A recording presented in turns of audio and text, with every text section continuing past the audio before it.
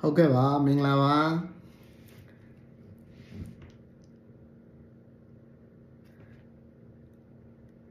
ကျော်ကြီးဆိုတဲ့ညီလေးတယောက်လာမေးထားတာပေါ့နော်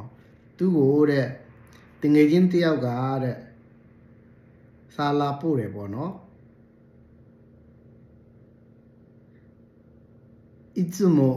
思っているဆိုတဲ့စာကိုလာပို့တယ်ပေါ့နော်ညီလေးဟုတ်လား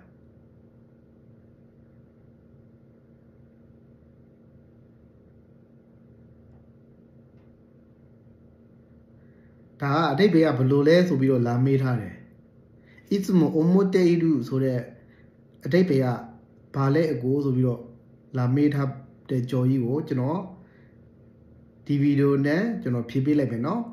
いつも思っているဆိုတာကြတော့သူ့ရဲ့ဩချရဲ့အတိတ်ဘေးက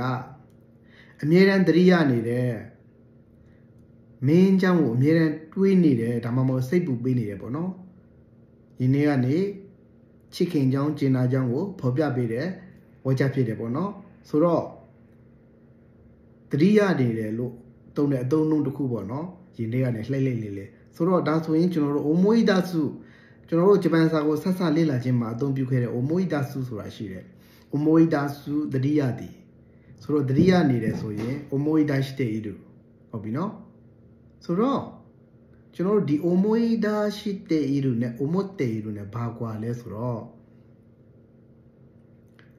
omoidasu ဆိုတာကျွန်တော်တို့တစ်ခုခုကိုမေ့နေတဲ့အရာကိုတော့၎င်းအတိတ်ကအရာကိုရုပ်တရက်အတိတ်ကအရာကပေါ့နော်ခေါင်းထဲမှာပေါ်လာတဲ့ဟာကို omoidasu လို့ခေါ်တယ်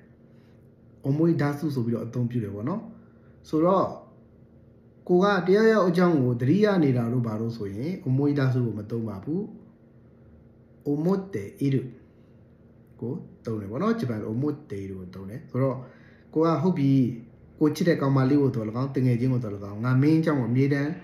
သတိရနေတယ်ဆိုရင်ဂျပန်လို君のことをいつも思っているလို့သုံးတယ်နော်ဆိုတော့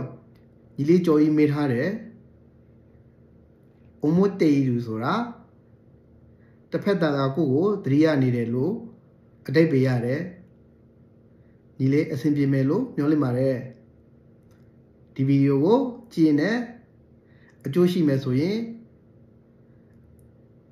အားလုံးကိုမျှဝေပေးဖို့တောင်းဆိုချင်ပါတယ်အဆုံးထိကြည့်ပေးတဲ့အရောက်စီတိုင်းကိုကျေးဇူးအများကြီးတင်ပါတယ်